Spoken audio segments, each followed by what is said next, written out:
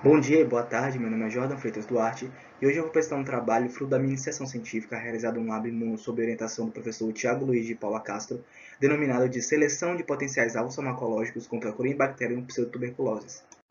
Inicialmente, devemos entender que a Corynebacterium pseudotuberculosis é uma bactéria gram-positiva presente majoritariamente nos serovares ovis e equis, sendo o serovar ovis o principal agente etiológico da linfadenite caseosa, que é uma doença que atinge principalmente ovinos e caprinos, criando abscesso nos seus linfonodos, como a gente pode ver aqui nessa imagem.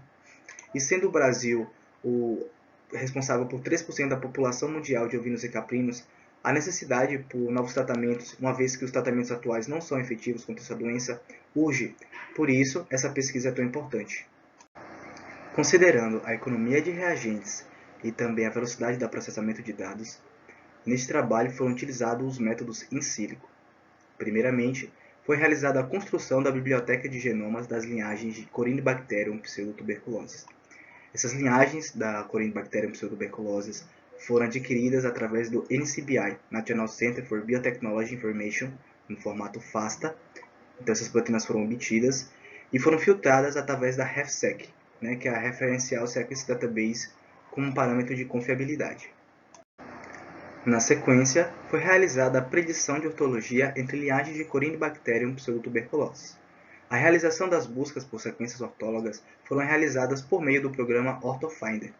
As análises de genômica comparativa possibilitou a identificação do genoma central, constituído por genes compartilhados por todas as linhagens, e do genoma acessório, aquele no qual os genes estão presentes em apenas uma ou um subconjunto de linhagens. O passo seguinte foi a predição de homologia entre alvo e hospedeiro.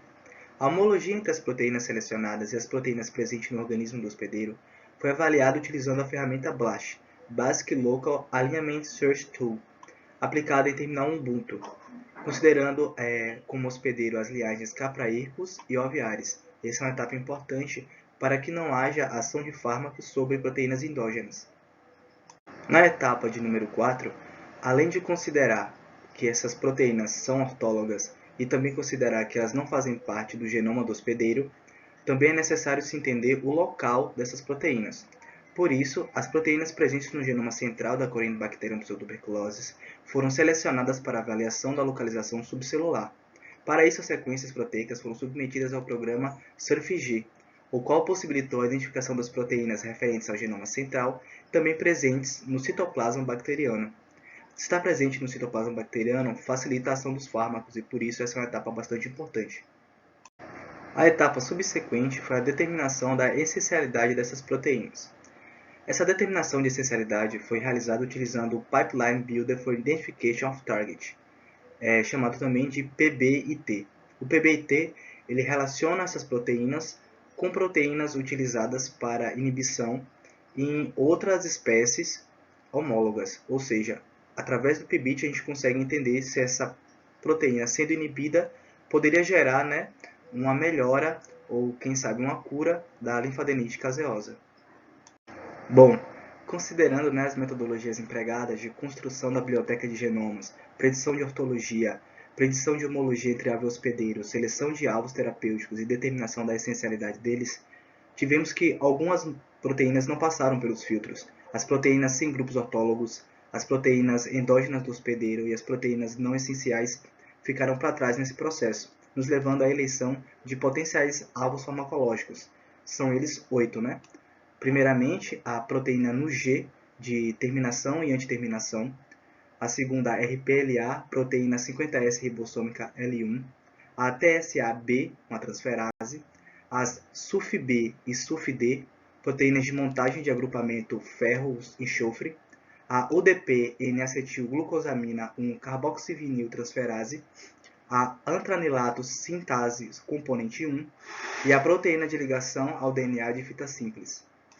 Então, podemos concordar que através desse trabalho foi possível a eleição de possíveis alvos farmacêuticos, primeiramente por elegermos proteínas presentes no genoma central, presentes no citoplasma bacteriano, o que facilita a ação dos fármacos, ausentes no genoma do hospedeiro, o que evita a ação dos fármacos sobre proteínas endógenas. Também, como a gente encontrou proteínas essenciais, são proteínas que são fundamentais para a sobrevivência e para a virulência do patógeno.